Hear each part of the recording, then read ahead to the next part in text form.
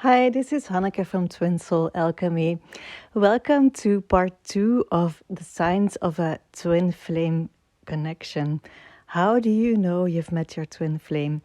I started this conversation in part 1, so the first video. If you haven't seen it, you can click the link shown right now. As for today, let's go into synchronicities and numbers.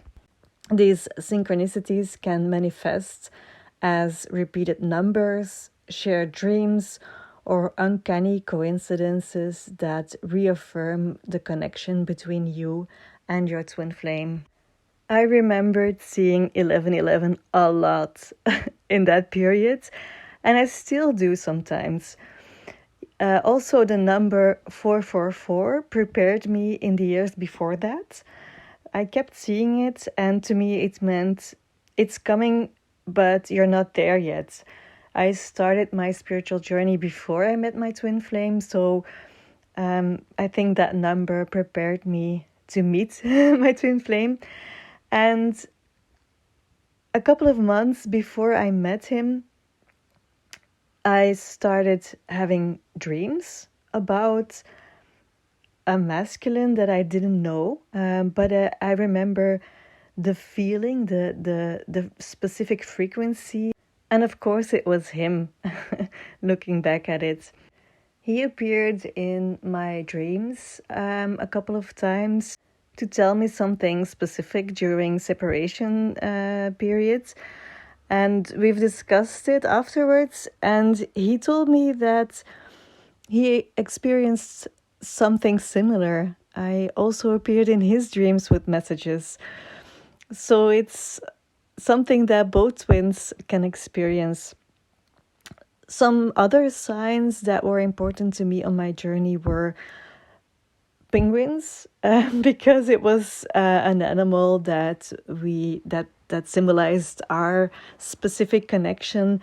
And during separation times, they kept appearing and reappearing, and to me it was so strange. But of course, it signaled a union coming. And I really, really wouldn't believe it at that time because it hurt too much, but truly it was. The same thing with other specific numbers. They can be comforting, they can be signals that even though something is happening that is really painful, it can comfort you and it can let you know that this is the right path, you're on the right track. Even though it is painful now, it has a purpose. So these are some of the things that can occur. It can also be little things. Like, I remember on one of the first days, or in the first week that I met him, I went on a date. It was planned before and we had talked about it, and there was nothing yet romantic between us. And he actually visited me before I went to the date, and he stayed until I really had to leave. It was so fresh, this connection, but still, I had planned it, so I left to go on my date.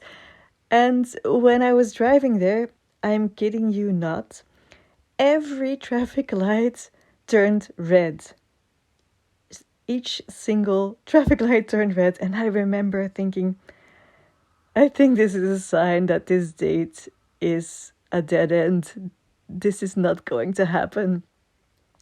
And of course, that was true, because even though I had a good time on this date, my heart was somewhere else.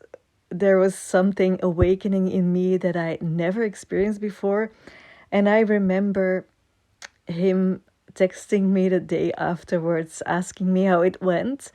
And I just answered, yes, it was a nice date, but you know what? I'm feeling something for you, and I would really like to explore that. And I remember thinking, what am I doing?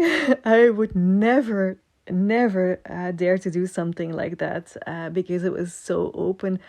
But it just came out of me. And then he replied, Yes, I feel it too, and I also like to explore this. And it was, I think, even the same day that he came over, and I experienced the Kundalini awakening even before that he set foot in my house. So it can be quite intense and also very loving, because that's a final sign of a twin flame connection, the experience of unconditional love. And I remember us having a text message conversation.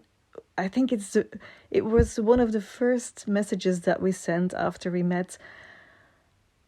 It was, I'm feeling so much love energy. Are you feeling it too? And I didn't even think it was related to him. It was just I felt so happy, and I didn't link it to him. And of course, it was only triggered by him. It wasn't really linked with him. It was the love that I could feel, my own connection with the divine love that was awakening by meeting him.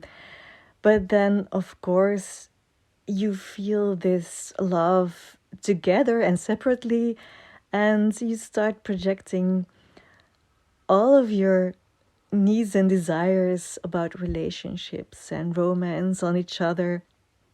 And it goes great in the beginning in the bubble of phase, but it won't last, because the unconditional love is not a projection. It goes way beyond romantic or platonic love. It is a deep, soulful bond that transcends societal expectations.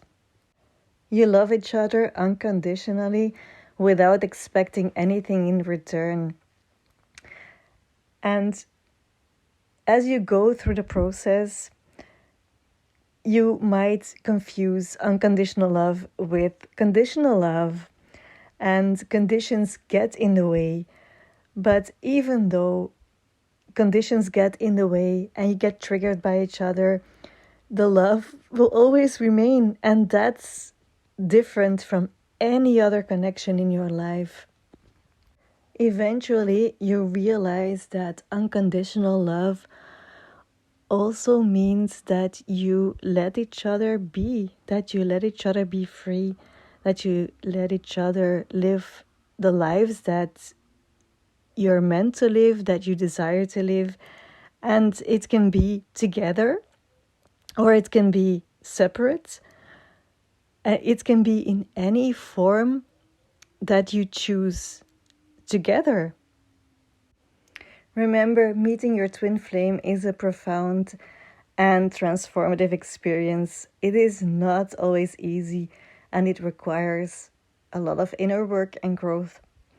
But if you are experiencing these signs that I've mentioned, the immediate connection, the intense energy, the mirroring effect, the spiritual and emotional growth, synchronicities, and unconditional love, chances are you've encountered your twin flame. But as I mentioned in the beginning, you are the only person that can confirm this. So that wraps up today's video on the signs that indicate you may have met your twin flame. I hope this information brings clarity and understanding to your journey. If you enjoyed this video, don't forget to like, comment, and subscribe to this channel for more content like this. And as always, remember to embrace the journey with an open heart. Until next time.